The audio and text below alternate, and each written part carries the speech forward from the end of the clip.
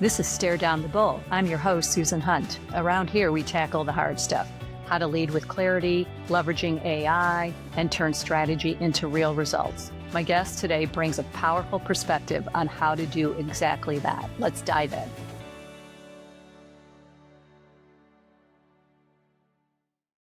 Welcome to Stare Down the Bull. I'm Susan Hunt, and I'm your host. Let's dig in. Today, I'm thrilled to introduce Joseph Hackman, founder and CEO of Permanence, and a true software engineer extraordinaire. Joseph was the technical lead for machine learning at Intel, later built the AI team at ASAP, was the head of AI at Attentive, and has since gone on to found Permanence. He also shared his experience as faculty at Columbia University teaching data center systems. Welcome, Joseph. Thank you. So nice to be here. You've been on this AI journey longer than most. I'd love for you to give our audience a little bit of insight into what you've accomplished, what your journey was like. I know you have told me a story that you started coding when you were 6 years old, which I love this story and love to hear more about it. It goes directly to the idea that having availability, access to different things ends up creating great tech leaders. Yeah, access I think does matter. I was really lucky to have access to a computer, and my brother, who's 3 years older than me, was able to teach me how to code way back when I was 6. Impressive enough that he learned without any of these any additional coaching. But I started when I was 6. I was writing in BASIC, came with every DOS or Windows computer. Pretty good IDE, actually, a great way to learn programming, I think, but very self-contained. Um, and I kind of picked up new languages. The internet was kind of just getting started, but there were the people who were on the internet, largely software engineers. So a lot of the content that was available really early on was about programming. And that's kind of what got me into AI. I got really interested in chatbots and kind of this idea of these competitions to see who could build software that would, pass the Turing test for the longest amount of time or something like that. And I started doing what you would now call AI in playing with language models that were open source, tinkering with them for a junior high school science fair project back in 2001. And I've just kind of maintained an interest in it since then, kept coding all the way through, elementary school, junior high school. I went to college for computer hardware engineering and also Chinese, and thought that a lot of the problems that I had in studying Chinese could be solved with a computer. In particular, I was really interested in this case of trying to determine whether a word in Chinese text was a native Chinese word or a loan word. Basically, should it be spelled? Should you try to sound it out phonetically, or should you look it up in a dictionary? And I, in college, had like a very, very rudimentary solution for this. It was pretty bad, but it got me really thinking about kind of how the state of AI was evolving. There's the so-called AI winter. So actually, most of the time that I was a kid, the field of AI, particularly neural AI, wasn't really moving, especially in like natural language processing, computational linguistics. And I was really excited out of undergrad to kind of get my dream job at Intel. I was a hardware guy by training, but I wrote a lot of software. And so Intel was like the place to be. They were kind of the number one semiconductor manufacturer in the world at the time. And they very generously sent me to grad school. And I got to make a much better version of my Chinese, is it a transliteration program using statistical methods? But it also brought me kind of up to speed on what had happened in all of the world of neural networks over the past 20 years. And it was right at the time I was going to grad school. I started in 2013, which was like right after the Word2Vec paper had come out as a big turning point. And I was leaving grad school in 2015. There's another major paper in neural language processing, neural machine translation, was coming out at that time. So I kind of happened to be in grad school at like the time when neural networks were kind of making their return in language processing, and right after neural networks convolutional neural networks had made a big splash in image processing. That's right at the same time that I was leaving Nuance, actually, because I thought that they were missing an opportunity in R&D, and I was seeing a lot of guys like you coming into the market with, brand new systems, not having to deal with legacy garbage, building new applications that were really interesting and fast moving, and a company that should have really been able to be on the cutting edge of things kind of let that go. So, you were exactly the kind of person I was afraid of at that time, and it's why I left. And I'm glad I was right about it. It also happens to be right around the same time that we met, right? Yes. 2013. Yes. So I moved to New York and left Intel and joined ASAP. I thought they were in a position to generate a lot of really interesting data. So they were in customer service. Yep. Um, and kind of the thesis was that the volume in the customer service business would move from phone to chat. And that kind of was my personal interest, was this chat data. And if you had a bunch of data that was in the right format, this chat format, and also, hey, suddenly there's this kind of, it seems, nascent revolution in neural language models where you want to be as the place that has the data. Yes. So, that's why I joined ASAP. And would you join like early 2016, maybe? Somewhere around there, yeah. Yeah. I came out of Salesforce at that time because I had already left Nuance for a couple of years, yes. So yeah, it seemed like the place to be, and I think it was a pretty good. It was a pretty good bet. It was fun, and you built an incredible team, which is now your founding Permanence engineering team, which in my opinion is second to none in the industry. You wanna tell I'm us a little very bit? flattered. It's true, it's very true. I really would like to understand how, A, you attract the talent, and then you also they follow you. So that's says something about your leadership and their desire to be with the startup that they believe in, because honestly, all of you could go to any company that you wanted to in AI right now. So talk to me a little bit about that little team of yours. So I was leading machine learning engineering. So my task was to take the latest out of research, both inside and outside the company, and turn it into products that deliver value for customers. And I think that is kind of the seed of how I built the organization and the team. I really like making customers successful. That's the joy of the job. You sit down with somebody, you hear about their problems, and you're like, I can fix that. And then you come back a week later and you fixed it. And they're very happy. And, obviously you're very directly changing at least a very tiny portion of the world. And then emotional feedback is like pretty instantaneous. And I think that real application is kind of what set us apart. So there were a Yeah. lot of AI labs that were kind of springing up at this time or had sprung up or even older.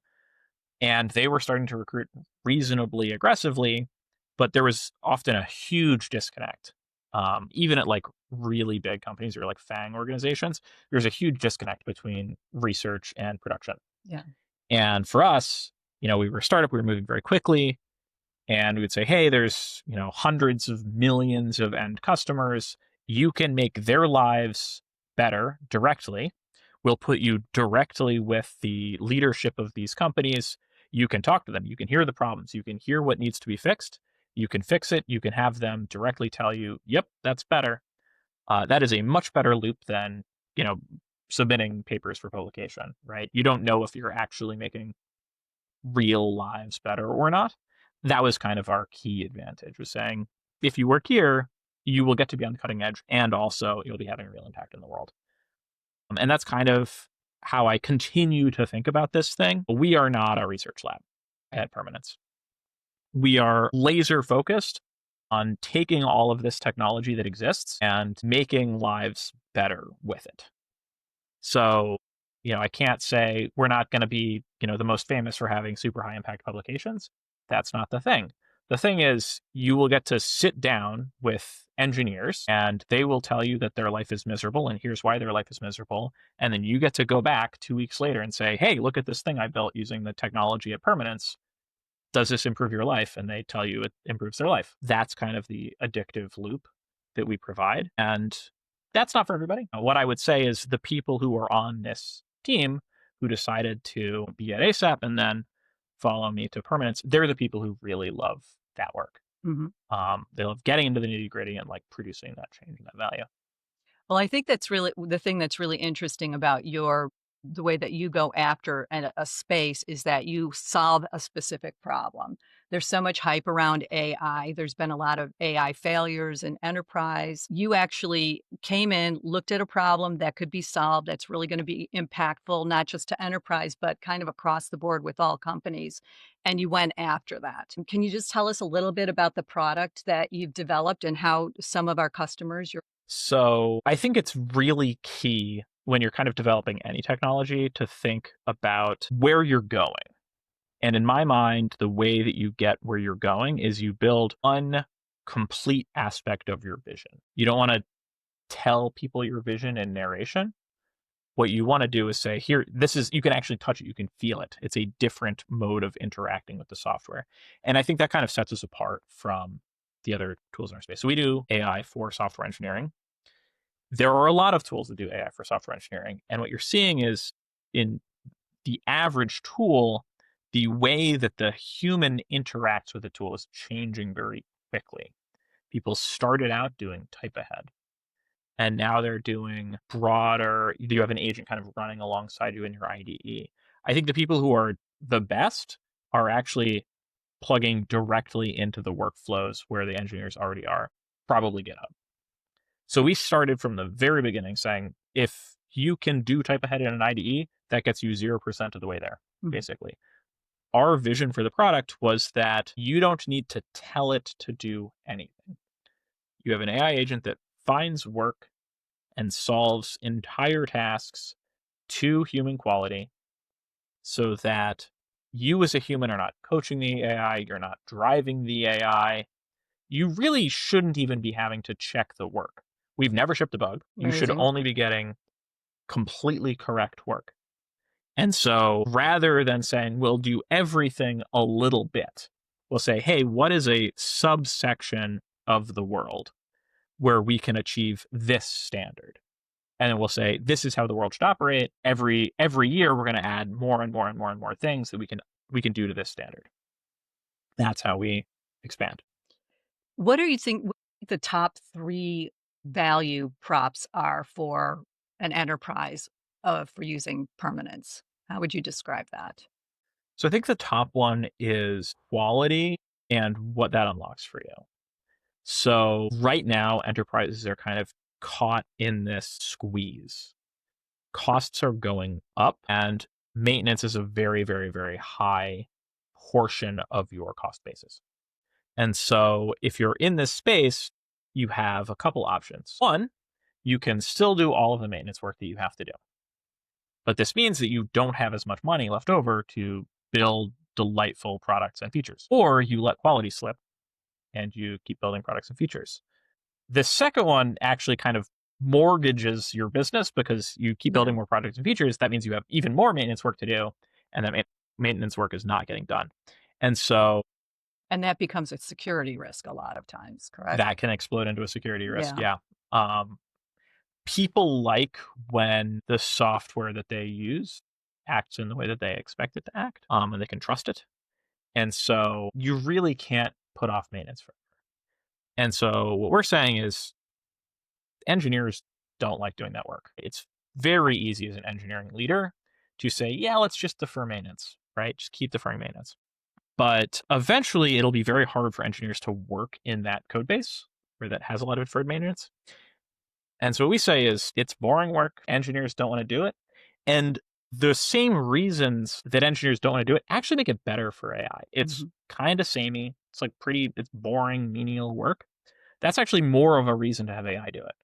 And so by doing that work, we free up all of this resource for you to build new products and features and actually accelerate that. So not only do you have a lot more resource to do products and features, because that maintenance burden is paid down, also those engineers get to work a lot faster because they don't keep stubbing their toes on maintenance backlog items. So I think that's problem one. Problem two that we solve really well is AI adoption. Yeah. So one of the things that's been really kind of funny to hear a lot from software executives is that these tools are sold as kind of such a great thing for software engineers. And they keep hearing about like startup land, they're having these great results, right? People are able to build demos faster than ever. Why in enterprise software land are they not? Why aren't engineers clamoring to pick these things up? And when you talk to the engineers, they're having a completely different experience, right? Yeah, you can build a demo faster than you ever could before. That adoption is great. But trying to get an AI to solve a real problem in enterprise is way harder than just doing it yourself. It's like you Yeah. have a super junior employee who really kind of doesn't understand anything, but also doesn't learn over time, right? With a human, you accept that if you hire somebody and it's their first day on the job, it is going to be way harder to teach them to do a thing than to do it yourself. But you're making an investment in the Right. workforce of your company. With AI, that's not happening, right? It doesn't feel good for humans. And so I think it's kind of very obvious once you actually dig in why engineers aren't actually that excited to use a lot of AI tools. Some of them are pretty good. Like type ahead is, I think, better than it was before, but we are not kind of achieving what we should be achieving in AI. And so how Permanence thinks about this differently is that we're not asking you to do anything, right? I don't think humans should be using AI, right? AI should just be doing the work. That's it. If you have a human that's like overseeing it, you haven't achieved the complete solution yet. And so for us, a human doesn't interact with the Permanence AI coder until the work is completely done. And the AI coder says, hey, here's what I did. Here's why it's important. Here's how I can prove that I'm right. And then a human just goes, yep. And so now humans doing their same workflow. It's the exact same workflow you would do if you were reviewing a human's work. They don't change anything. And suddenly now they've adopted AI and their, performance metrics go through the roof because it took them 5 minutes to accept the work that would have taken a human, you know, 8 hours or 10 if they were coaching an AI. Yeah.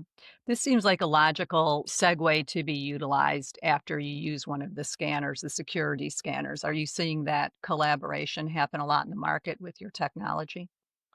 Yeah, it's kind of our bread and butter. What's great about having security scanners is that they provide a ready set list of tasks. And we're pretty battle hardened on improving security scan results because everybody tends to use the same few security scanners.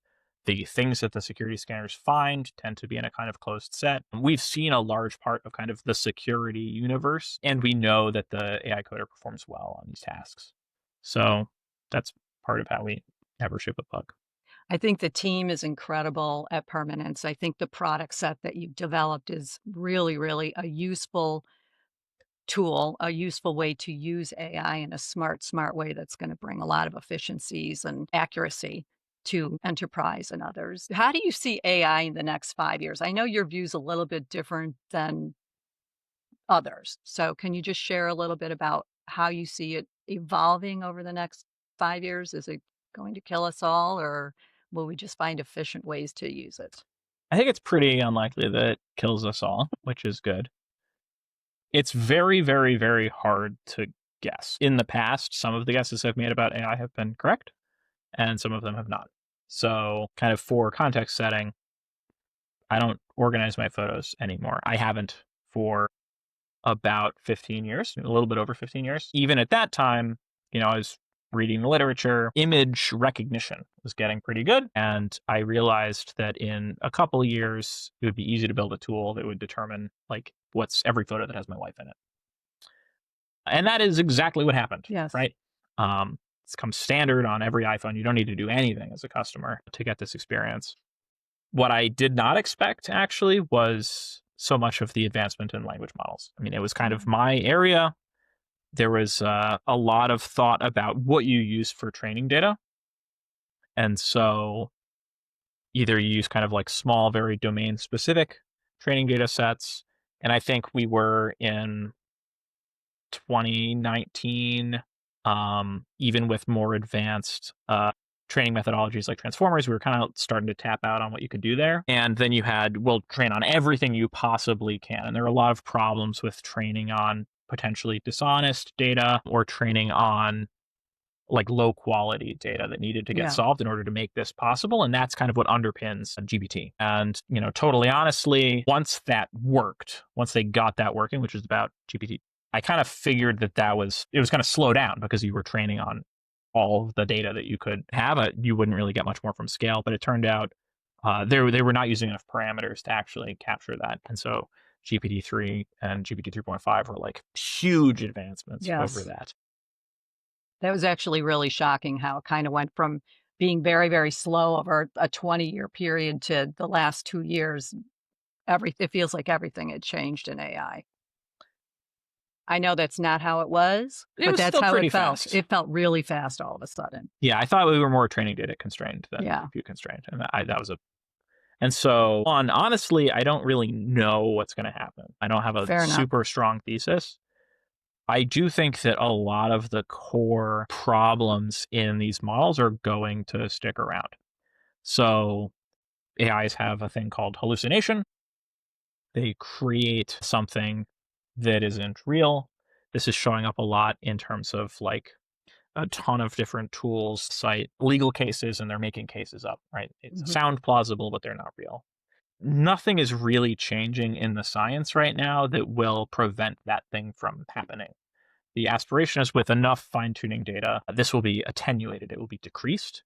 But currently, there's no real belief, at least in my mind, that there's something on the horizon where suddenly this is gonna change.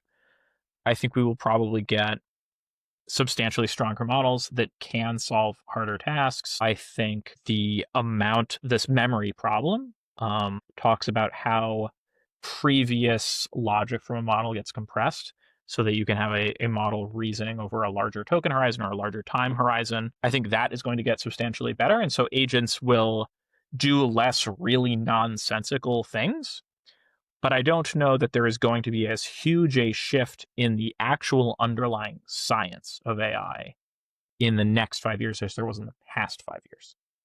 But the world is behind. I do think the experience that you have as a human being operating in the real world is going to change really dramatically as people start working these models into everything that they do. Yeah. So that's going to change. And I think what's going to enable that is actually the science slowing down a little bit. Because once the science slows down, it's worth building experiences and building layers on top of it that stick around. And I think that's ultimately what's going to happen. There's kind of every company is going to be building experiences on top of these models where the model functions more as a primitive than like the thing in the driver's seat. And yeah, it is already touching a lot of our lives, but will soon be touching much more of it. And I can't fully predict what that's going to look like. Is there just one last question? Is there any advice that you can give to enterprises to kind of decipher the AI hype from what is actually real?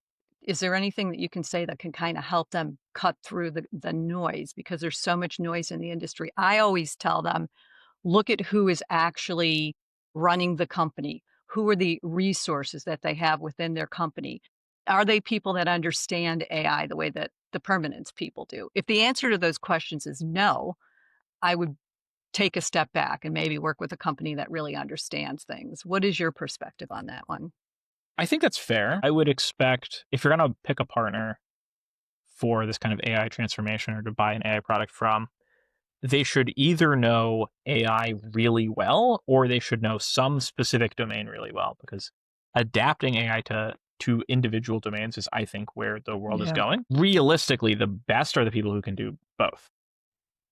So what you want to see is that there are human beings that you could reasonably hold to account about both the AI side and the domain specific side.